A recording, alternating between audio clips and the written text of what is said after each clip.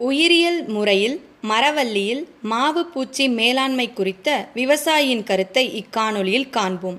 விவசாயியின் பெயர் திரு குமரவேல் அவர்கள், பெத்தநாயக்கன்பாளையம், சேலம் மாவட்டம். வணக்கம். நம்ம இப்போ தும்பல் கிராமத்தில் நம்ம போன வருடம் இவங்க 2 விவசாயிகளோட வயலில் ஒரு 10 ஏக்கர் அளவுக்கு மரவள்ளி சாகுபடி செஞ்சிருந்தாங்க. அவங்க காட்டில் நம்ம அந்த மாவு பூச்சி பாதிப்பு கடுமையாக இருந்ததுங்க. ஸோ அப்போ அந்த நேரத்தில் அந்த ஒட்டுண்ணி அனாகரஸ் லோப்பஸ்ன்னு சொல்லக்கூடிய ஒரு ஒட்டுண்ணியை நம்ம போன வருடம் மரவள்ளி ஆராய்ச்சியிலிருந்து அறிமுகப்படுத்தி இவங்க காட்டில் அந்த நேரத்தில் விட்டுருந்தோம். அப்போ பாதிப்பு கடுமையாக இருந்தது, தாக்குதல் ஒரு 3 மாத பயிர் இருந்தது. ஸோ அப்போ அது விட்டதுக்கு அப்புறமா அந்த மாவு பூச்சி பாதிப்பு எந்த அளவுக்கு குறைஞ்சிருது. அது மூலமா அவங்க பூச்சி மருந்து அடிக்காம பாதுகாப்பாக வச்சிருந்தாங்க பயிரையும். ஸோ அப்போ அதனால அந்த ஒட்டுண்ணினால என்ன பலன் அப்படின்றத பற்றி ஒரு சிறு உங்களோட அனுபவத்தை மட்டும் நீங்க சொல்லுங்க. போன வருடம் இருந்தது பாத்தீங்கன்னா ரொம்ப கடுமையா பாதிச்சிருந்தது சார். ஒரு 4 மாசம் பயிர்லயே பாத்தீங்கன்னா அல்ல முருகுலை விழுந்து ஒரு மூடு கட்டின மாதிரி இருந்தது. ஒட்டுண்ணி விட்டதுக்கு அப்புறம் பாத்தீங்கன்னா ஒரு 2 மாசத்துலயே பாத்தீங்கன்னா திரும்ப தெளிஞ்சு நல்லாவே வந்தது. அதுக்கப்புறம் பாத்தீங்கன்னா 2வது டைம் அது மாதிரி ஒரு டைம் வந்து திரும்ப அதே இது சரியாகிடுச்சு சார். அது கண்ட்ரோல் ஆயிடுச்சுங்க.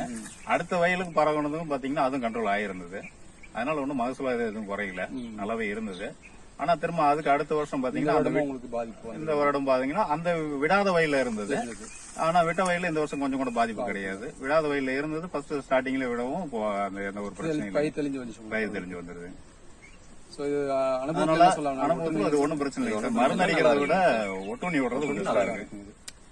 சில மற்ற நல்ல பூச்சி சரி பூச்சி நம்ம காடுல நிறைய உருவாகும். அது மருந்து அடிக்கிறதுனால நல்லா இருக்கு. சோ அந்த மருந்து அடிக்க செலவு உங்களுக்கு செலவு குறைஞ்சது சார். ஈல்டும் ஒன்றும் பெருசா பாதிப்பு இல்லை, நல்லா இருந்தது. ஸ்டார்டிங்லேயே பண்ணதுனால எந்த ஒரு பிரச்சனையும் இல்லை. இது ஒரு டைம் விடக்குள்ள மறுபடியும் இது அப்படியே இன்க்ரீஸ் ஆகிக்குது. மருந்து அடிச்சோம்னா ஒரே டைம் தானே இதாகுது நமக்கு. அப்படியே அடுத்த பேஜ் ஆரம்பிச்சு மருந்து அடிக்க வேண்டியது வருது. அந்த மாதிரி பிரச்சனை விட்டு ஒரு முறை விட்டாலும் நமக்கு அதே குச்சி வைக்கும் போது பாத்தீங்கன்னா அந்த தாக்குதல் இல்ல பாத்தீங்கன்னா எதுவும் அந்த இது இல்ல. இது போன வருஷம் பாதிப்பு இருந்த வயலுங்க சார். இந்த வருஷம் நல்லாவே இருக்கு. இது வரைக்கும் இல்ல, எதுவும் இல்லைங்க சார். இதுக்கப்புறமே இருக்காதுன்னு நினைக்கிறேன். என் பேர் குமரவேலுங்க சார். பெத்தநாயக்கன்பாளையம் தாலுகா, தும்பல் கிராமம். உங்க பேருங்க?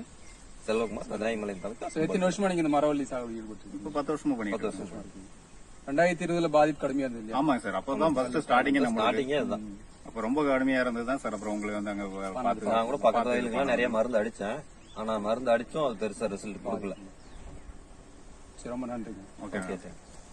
ஆக்கம் பயிர் பாதுகாப்பு மையம், தமிழ்நாடு வேளாண் பல்கலைக்கழகம், கோயம்புத்தூர்.